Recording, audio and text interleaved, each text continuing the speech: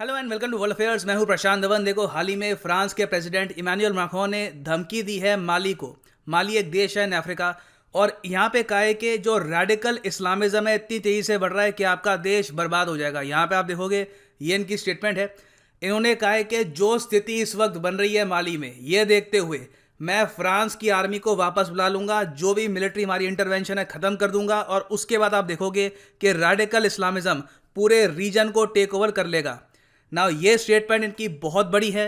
France अपनी army को अगर पुल आउट कर लेता है माली से, तो इसके जियोपॉलिटिकल रेमिफिकेशंस पूरा रीजन भुगतेगा, पूरा अफ्रीका भी हो सकता है कि भुगते। ना यहाँ पे आप एक क्वेश्चन पूछेंगे, वेट वेट वेट, माली और फ्रांस ये दोनों देश कुछ टाइम पहले भी न्यूज़ में थे। 6-7 महीने पहले जब ये न्यूज़ सामने आई थी कि फ्रांस ने बॉम्बार्डमेंट करी है माली की, लगातार एयर स्ट्राइक्स करी है माली में, तो वो सब क्या था? अभी यूनाइटेड नेशंस की हाल ही में रिपोर्ट भी आई है कि उन एयर स्ट्राइक्स में फ्रांस ने कई सिविलियंस को भी मार दिया था। तो इस सब का क्या रिलेशन है? सब कुछ यहाँ पर क्रिस्टल क्लियर कर दूंगा। मगर आगे बढ़ने से पहले आपसे एक क्वेश्चन मैं पूछूंगा, जिसका आंसर मैं चाहता हूं आप सब लोग कमेंट सेक्शन में करें। बहुत ही सिंपल क्वेश्चन है, ट्रू और फॉल्स का। आपके सामने यहाँ पर एक स्टेटमेंट है कि माली एक मेंबर कंट्री है कॉमनवेल्थ ऑफ नेशंस का। आपको बताओ, एक ग्रुप है कंट्रीज का जहाँ पे इंडिया, पाकिस्तान, श्रीलंका, ऑस्ट्रेलिया सब देश आते हैं, जो एक टाइम पे कॉलोनीज थी ऑफ यूनाइटेड किंगडम।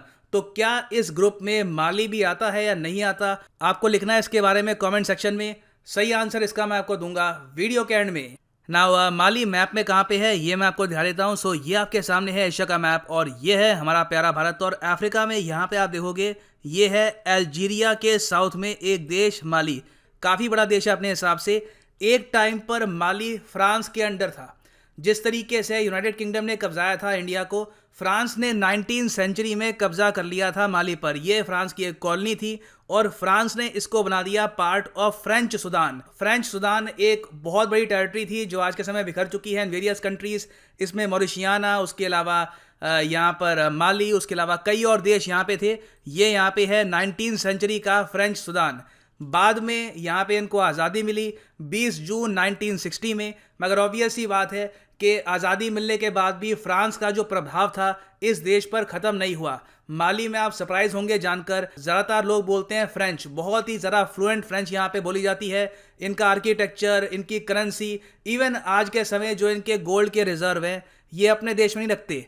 इनको ज़रा भरोसा है फ्रांस पे। इनके जो भी डॉलर्स के रिजर्व हैं, गोल्ड के रिजर्व हैं, ये सब इन्होंने दे रखे हैं फ्रांस के सेंट्रल बैंक को, और उसके बदले में फ्रांस मैनेज करता है इनकी करेंसी फ्रैंक। तो खैर, कहने को ही आज के समय ये एक इंडिपेंडेंट देश है। आबादी है इस देश की 2 करोड़ के आसपास, और प्राइमरली यहाँ पर जो मेजॉरिटी रिलीजन है ये है इस्लाम का। 95% लोग यहाँ पे फॉलो करते हैं इस्लाम को।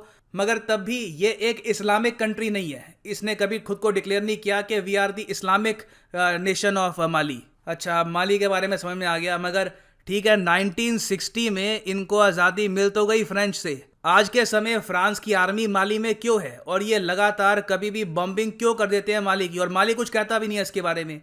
देखो, फ्रांस आज के समय माली में है under operation Barkhan. Operation Barkhan France ने शुरू किया था 2014 में।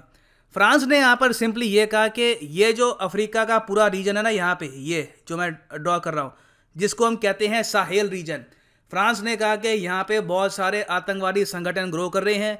ये जो सरकारें हैं आसपास की, नाइजर, चैड, माली, ये कमज़ोर सरकारें हैं। ये देश इन आतंकवादी संगठनों को कंट्रोल नहीं कर पाएंगे। बहुत ही जल्द जो ये आतंकवादी संगठन है ये अपना कंट्रोल यहाँ पे बढ़ा लेंगे, और उसके बाद ये रीजन, ये पूरा रीजन सरदर्दी बन जाएगा यूरोप के लिए, क्योंकि फिर नॉर्दर्न अफ्रीका से लगातार आतंकवादी हमले हो सकते हैं फ्रांस पर, स्पेन पर, इटली पर, इस रीजन में। तो फ्रांस चाहता था कि ये रुक जाए, इसलिए फ्रांस ने यहाँ पे अपनी आर्मी उतार दी 2014 में। उसके अलावा फ्रांस ने यहाँ पर यह भी कहा कि जो कुछ और यूरोपियाई देश है, फॉर एग्जांपल स्वीडन है, फिर कई बाल्टिक देश है, उनको भी फ्रांस ने यहाँ पे कहा कि कुछ अपना योगदान दीजिए, कुछ अपनी आर्मी, अपनी एयरफोर्स यहाँ पर भेजो। मगर प्राइमरली आप कह सकते हैं ऑपरेशन बारखान को लीड कर रहा है फ्रांस। फ्रांस के 5000 से लेकर 6000 सैनिक आज के समय डिप्लॉयड हैं इन माली। इनका काम सिंपली ये है कि इंश्योर करे कि माली कभी भी आतंकवादियों के कब्जे में ना आ जाए। तो ये बात आप सब लोग समझ सकते हैं कि अगर एक देश में किसी दूसरे देश की सेना डिप्लॉय हो जाए और उनका काम ये आप दे दो कि इसको प्रोटेक्ट करके रखना है, तो जो आर्मी यहाँ पे डिप्लॉय होगी खुद को खुदा ही समझेगी। तो अब ये लोग आज के समय आप देखोगे, ये फोटो प्रॉपरली दिखाती है कि माली में सिचुएशन क्या है। ये माली के एक नागरिक है, ये किस तरीके से इनको देख रहे हैं, ऑलमोस्ट जैसे कोई मास्टर हो, रियल ओनर हो इस एरिया के। और यहाँ पे जो फ्रेंच सोल्जर्स हैं ये पूछते हैं हर एक आदमी से कि अपना पासपोर्ट दिखाओ, आईडी दिखाओ, क्योंकि इनके पास कंप्लीट पावर होती है। इनको रिस्पॉन्सिबिलिटी दी है कि कंट्री को बचा के रखना है। तो इसलिए माली ने बहुत सारे कानून भी पास किए हैं कि फ्रेंच सोल्जर्स कुछ भी कर सकते हैं, किसी को अरेस्ट कर सकते हैं, इंटेरोगेट कर सकते हैं, किसी को मार सकते हैं। इनको इम्यूनिटी भी है कि कल कोई किसी को मारते हैं तो इनके खिलाफ कोई केस नहीं होगा। तो माली, टू बी ऑनेस्ट, मैं तो ऑनेस्टली मुझसे आप अगर पूछे तो मैं माली को एक इंडिपेंडेंट कंट्री नहीं मानता। ये ऑलमोस्ट फ्रांस का ही पार्ट है। इनकी करेंसी फ्रांस संभालता है, आर्मी फ्रांस की यहाँ पे डिप्लॉयड है, ये लोग बोलते भी फ्रेंच है। नाउ अब क्वेश्चन आता है कि हाल ही में क्या हुआ, इमैनुअल मैक्रोन यहाँ पर ये स्टेटमेंट्स है क्यों दे रहे हैं, अपनी आर्मी को पुल आउट ये क्यों करना चाहते हैं। देखो, आप सबने सुना होगा, बिल्कुल रिसेंटली माली में हुआ है तख्ता पलट। हुआ क्या कि जो माली में वाइस प्रेसिडेंट है, इन्होंने अपने ही देश के प्रेसिडेंट, प्राइम मिनिस्टर और मिनिस्टर ऑफ डिफेंस सबको डाल दिया जेल में। इनके वाइस प्रेसिडेंट ने माली की आर्मी के साथ एक अंडरस्टैंडिंग डेवलप कर ली और यहाँ पे कंप्लीट पावर कैप्चर कर ली है। तो अभी के लिए माली में जो मेन आदमी पावर में है, असीमी, इनके पास है कंप्लीट पावर। और देखो, ये एक ऐसे आदमी है जो ऐसे स्पीच दे चुके हैं कि हमें अपना देश वापस लेना होगा। हम कैसी ज़िंदगी जी रही हैं कि फ्रांस के सोल्जर्स हमारे देश में हैं, ये लोग कंट्रोल करते हैं सब कुछ, हमारे रिजर्व्स भी फ्रांस में ही पड़े हुए हैं और हम यहाँ पे इन आतंकवादी संगठनों से लड़ रहे हैं किसी और आर्मी की हेल्प लेकर।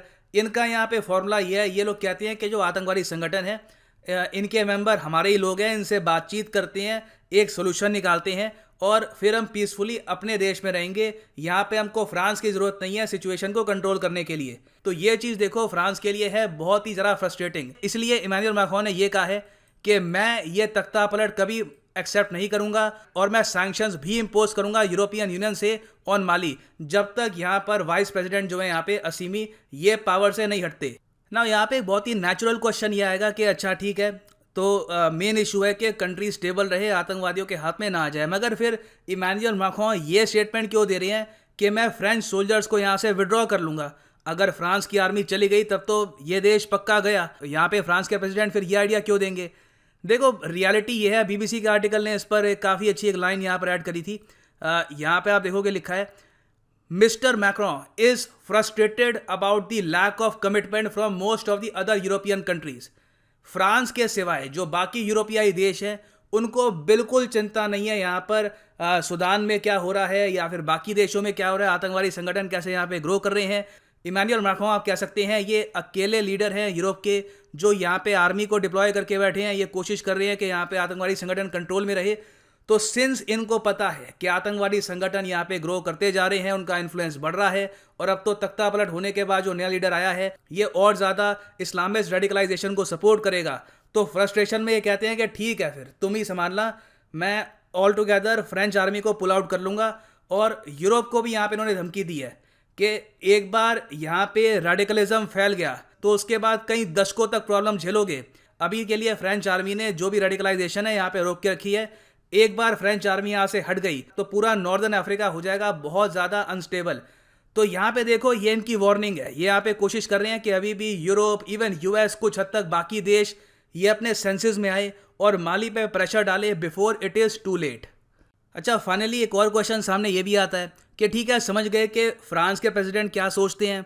अभी माली में तख्ता पलट हुआ है, जो आदमी पावर में आया है असीमी, वो क्या सोचता है। माली में जो लोग हैं उनका क्या ओपिनियन है, वो किस साइड खड़े हैं यहाँ पे। देखो, ऑब्वियस सी बात है, कोई भी देश का आम नागरिक होगा उसके सम्मान को ठेस पहुंचेगी, उसको अपनी ईगो, उसकी हर्ट महसूस होगी जब वो देखेगा बाहर के सोल्जर्स मेरी धरती पे है। तो ज़्यादातर जो माली के लोग हैं वो तो यही चाहते हैं कि जो ये फ्रेंच सोल्जर्स हैं यहाँ से निकल जाएं। और इसलिए माना जा रहा है कि इस्लामिस्ट रेडिकलाइजेशन का डर यहाँ पे सबसे ज़्यादा इसलिए है कि लोग ऑलरेडी यूरोप को लेकर काफ़ी गुस्सा है, फ्रांस को लेकर काफ़ी गुस्सा है। तो जो यहाँ पे आतंकवादी संगठन है ये बहुत ही आराम से एक्सपैंड कर लेंगे, यहाँ पर नए लोगों को अपने ग्रुप में शामिल कर लेंगे। तो माली हो सकता है कि इन द फ्यूचर एक बहुत बड़ी फेल्ड स्टेट बन के उभरे। यहाँ पे ऑलमोस्ट सीरिया जैसा आपको सीन दिखे, सीरिया में जो हुआ था 2015-16 के आसपास, वैसा दृश्य हो सकता है कि आपको देखने को मिले माली में इन द नियर फ्यूचर। ना वापस आते हैं अपने क्वेश्चन पे कि Mali is a member of the Commonwealth of Nations. ये स्टेटमेंट क्या ट्रू है या फॉल्स है? तो ये स्टेटमेंट है फॉल्स, क्योंकि माली को कभी भी यूनाइटेड किंगडम ने कब्जाया नहीं था। एंड फाइनली यहाँ पे मैं ये भी ऐड कर दूं कि आप किसी भी एग्जाम के लिए प्रिपेयर कर रहे हैं, चाहे यूपीएससी हो, बैंक हो, सीडीएस हो, सिंपली जाओ unacademy.com पे, लाइव क्लासेस यहाँ पे आपको मिलेगी, state of the art lecture है, the best education available online. यहाँ पे आप क्लिक कर सकते हैं किसी भी एग्जाम पे। फॉर एग्जाम्पल अगर आप प्रिपेयर कर रहे हैं फॉर सीडीएस तो सिंपली क्लिक करो सीडीएस पर, गेट सब्सक्रिप्शन, और यहाँ पे आप परचेज कर सकते हैं 12 मंथ का course for just 733 rupees per month. मगर ये भी पे मत कर देना, यूज करिए यहाँ पर कोड PD10 और आपको मिलेगा सीधा 10% discount. The prices will fall once you use the code PD10, so use the code PD10 and save money. इसी नोट के साथ ये है वीडियो का अंत। Thank you for listening and as always God bless you all.